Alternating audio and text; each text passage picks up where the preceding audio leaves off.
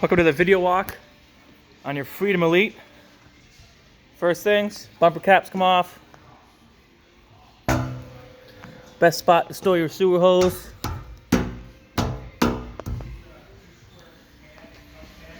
City water hookup. So if your site provides water, that's where you hook up your hose to.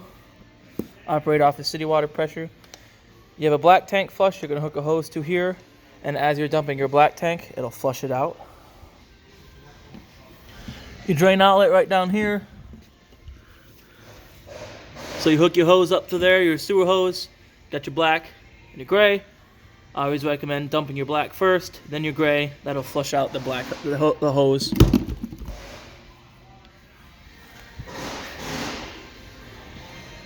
Cable inlet. So if you're going somewhere that provides cable, you can hook it up through there. Water heater. Super simple. All you gotta do when you're ready to use it is put this nylon plug in. Goes right there. Get it started by hand. They make a tool for it, or you can use a 15/16 socket with an extension to tighten it up. The only thing I recommend you guys doing every once in a while is cleaning in here. Keep it clear of debris. And when you're ready to drain this, which I recommend after every trip, so you don't have stagnant water in there, you have to pull your pressure relief. It'll lock open like that. Water will come out. When the water stops coming out, snap it closed.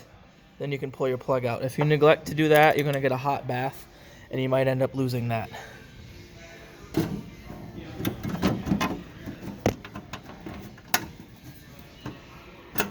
Well, difficult to do one-handed. Exhaust for your furnace. Just keep it clean of debris. They make screens for these. They don't recommend you run them with the screens on, but as far as like storage and travel, that'll keep insects from building nests in there. Access to your generator. So you can do any maintenance from there. You take this panel off. There's a panel on the generator. You can start and stop it from in there as well, but you can also do that from inside. Freshwater fill. So if you're going somewhere that doesn't provide water, you can fill your onboard tank right here. Once the water starts coming out of there, you know you're good. You can also monitor its progress from the panel on the inside. We'll get into the cab once we go onto the inside.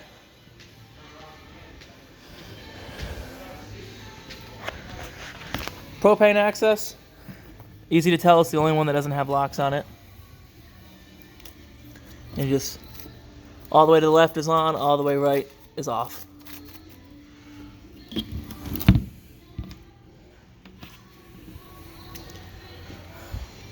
Fridge vent.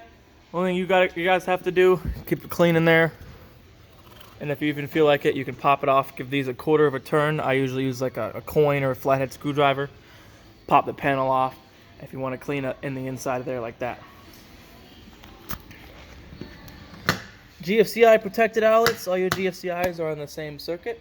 So if one trips, all the other GFCIs will too as well. Big old storage compartment. Fit a lot of things in there.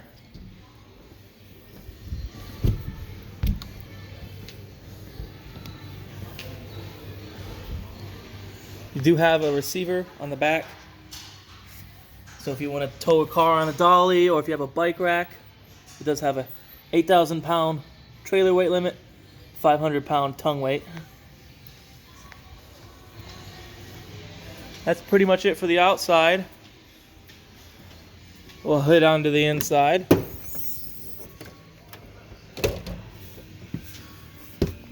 We'll come on into the cab.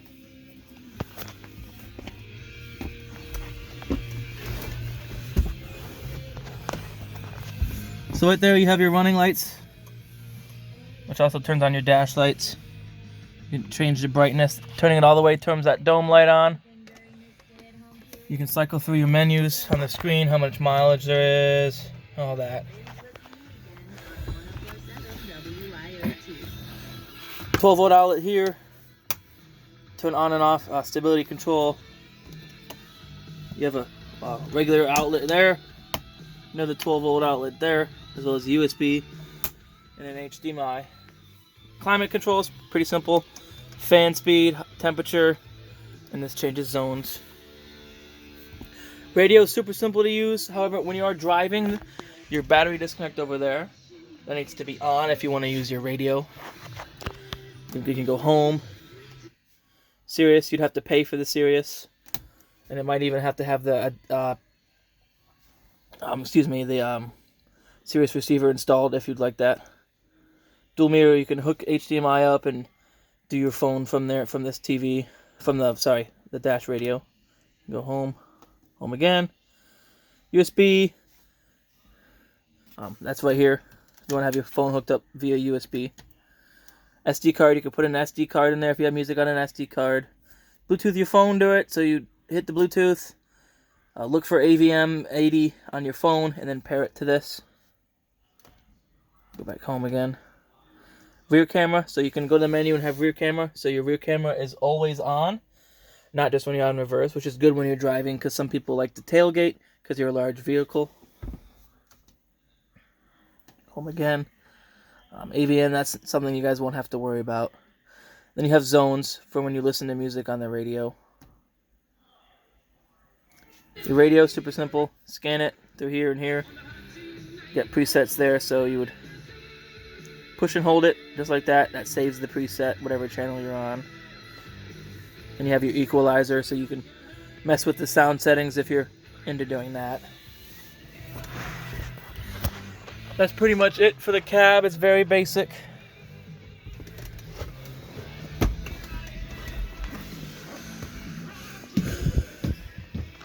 This can get removed right here and set aside. Set up over there, flipped over there to give you more headroom when you're driving. But when you want to have it as a bed, set it down there. You can use your ladder to climb up and down. Your TV, you have these knobs here. Loosen them. And you can swing your TV out to whatever angle you want. It does go out further than that. There you go. Just like that. And then you have HDMI coming from your TV.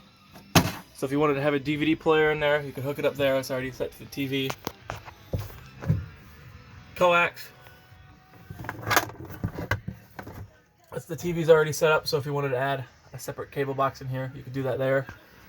If you want to use your antenna, make sure your booster's on right there. If your cable, turn it off.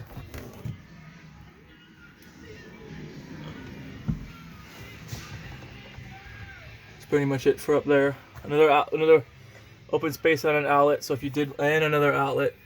Again, if you want to have like a game console or another DVD player up in there, you can have it up there. Control panel, so you can start and stop your generator from here. Just hold down stop till the red light goes. Then you would hit start. You can monitor how full your tanks are, so how full your propane is, your battery, fresh, black, and gray. Probably full of water when they tested it. We'll dump that for you before you guys take it. Water pump, if you are pulling from your onboard tank, make sure the water pump is on.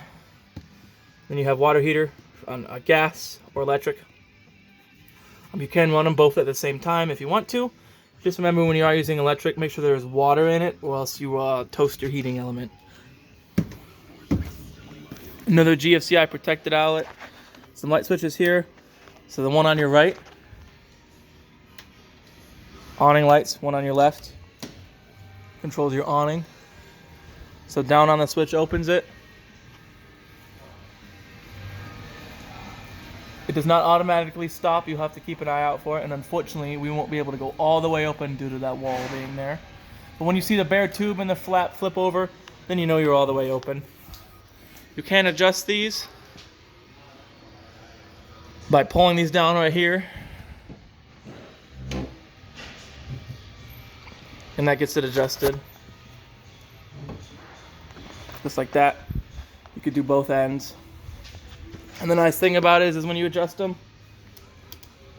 you don't have to worry about readjusting them because it will correct itself. So if you forget you had it adjusted, you can run it in just fine, no issues.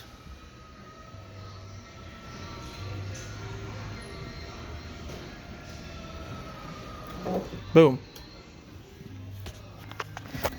Switches above that. This switch turns on for your main row lights in here, and this one does. Let's see what this one does. Oh, a scare light on the outside. Oh, sorry, my bad. Step light right there.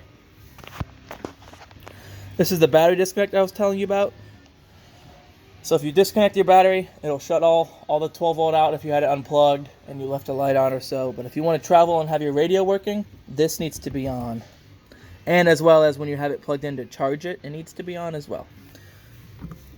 In there, you got your battery for it. That's your house battery. Your chassis battery will be under your hood. Now, here's your solar monitoring panel. I do not believe this is equipped with solar panels, but it is pre-wired, so right now it's just telling you it's receiving voltage. If you choose to have the solar panels installed, it'll just plug in there and this will tell you that it's reading and charging your batteries. Below that, you have a carbon monoxide and propane gas alarm hardwired to the 12 volt system, so you don't have to worry about changing batteries. And above that, regular style outlet. This table does turn into a bed. This little latch right here, flip it over like that. Push the table down. You have to lift these cushions up a little bit, push it down even further. Then these will get moved to here, and it'll act as a bed.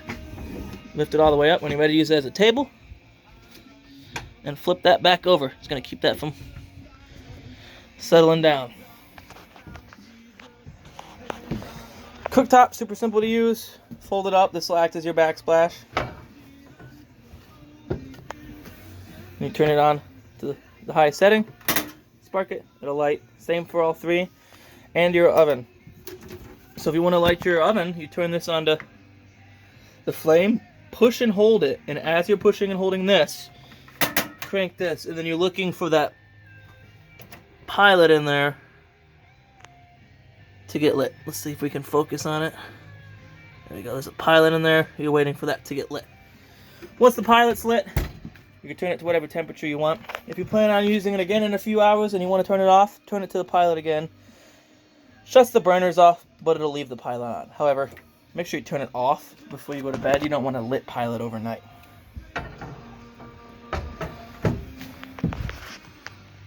Microwave works like a regular microwave. Only is going to work when you're plugged in or running off your generator. Fridge, super simple. These two buttons, on or off, auto or gas. I just recommend auto. It's going to default to 110, so if you're plugged in, that's what it's going to use. If you would ever lose power at wherever you were plugged in at, it'll automatically switch to running off of propane.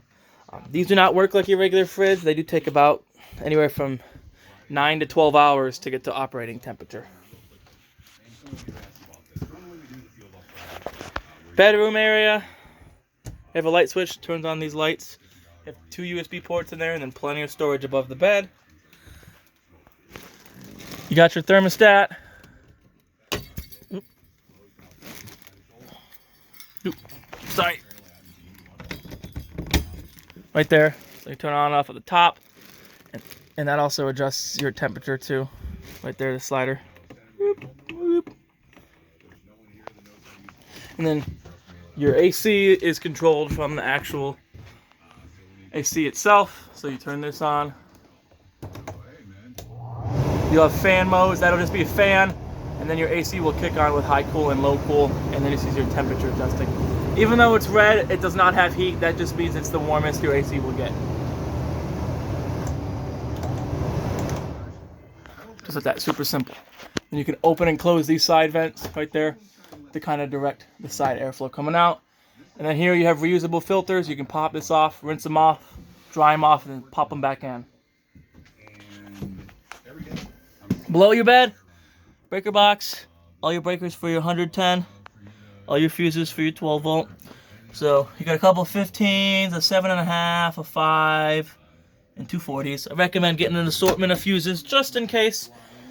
You'll be able to replace them if something were to happen. Plenty of storage in here. Clothes rack. That is your furnace right there. And then that's the only spot the heat will come out, but it'll get hot enough in here and it'll get the inside nice and toasty real quick. Bathroom area, very simple. You get a light switch. Fan. And then here's your main GFCI outlet. So if any of your GFCIs would trip, you come in here and you would set it at this outlet. Shower, pretty self-explanatory. Hot and cold, removable shower head. You can actually turn the water on and off at the head like that. And then a nice little sunroof to give you some more headroom if you are of the taller variety. And then your toilet, it's very simple. As long as you're pushing this pedal down here, it's just going to keep flushing. The nice thing about these toilets are they're porcelain, so it'll feel like a real toilet. It'll feel nice and sturdy. You have a little magnet hole open for the door there. But make sure when you travel, you have it closed so it's not bouncing around.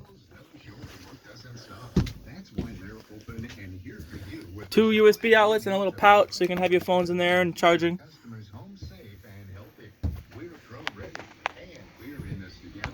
Fire extinguisher and smoke alarm. So your smoke alarm uses a 9-volt battery just like you want at home. If it starts doing the little chirps, it's time for a new battery. Your fire extinguisher, your smoke alarm, and your LP/carbon monoxide alarm expire in 10 years. So in 2030, whether you use them or not, replace them.